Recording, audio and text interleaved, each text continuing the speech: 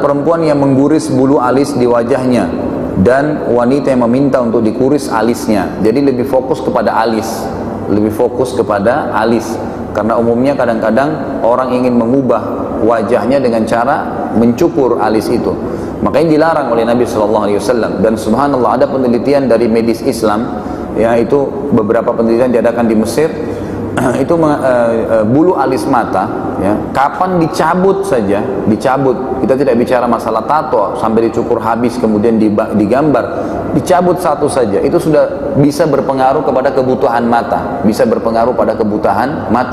Jadi Nabi SAW tidak memerintah atau melarang sesuatu kecuali pasti baik buat kehidupan kita. Jadi di sini kita harus bentrok lawan itu. Masalah kita melihat ini cantik atau tidak, itu kan sebenarnya pandangan relatif sekali. Mungkin kalau pakaian yang kita gunakan sekarang dipakai di Arab Saudi, mereka akan merasa asing, aneh. Tapi bagi kita biasa-biasa saja. Mungkin sebaliknya, pakaian yang dipakai di Saudi itu kalau dipakai di Indonesia, mungkin orang Indonesia akan menganggap aneh. Misal contoh. Nah itu kan tinggal bagaimana kita membiasakan saja. Mungkin kalau di Indonesia sangat biasa gitu. Saya pada saat jalan lagi umroh pakai baju koko, tetap orang melihat, gitu kan. Bahkan ada teman saya dari Saudi bilang, kok baju kamu seperti baju perempuan? Karena ada ukiran-ukiran bordirnya, gitu kan.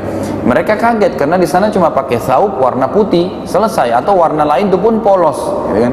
Jadi mereka anggap aneh, tapi kan di Indonesia kita anggap itu adalah sesuatu yang biasa. Bahkan dengan saya pakai baju ini, orang langsung tahu ini pasti orang agama Islam atau seorang ustadz misalnya, karena umumnya seperti itu.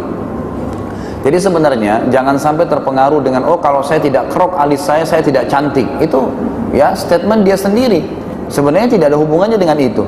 Allah Subhanahu wa taala lebih tahu wajah seperti ini alisnya harus seperti apa bentuknya, harus seperti seberapa tebal yang dibutuhkan dan seterusnya.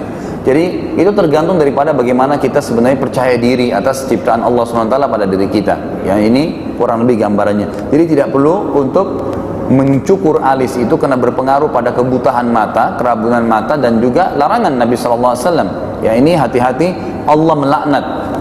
Apa artinya Allah melaknat? Allah akan menghilangkan berkah hidupnya.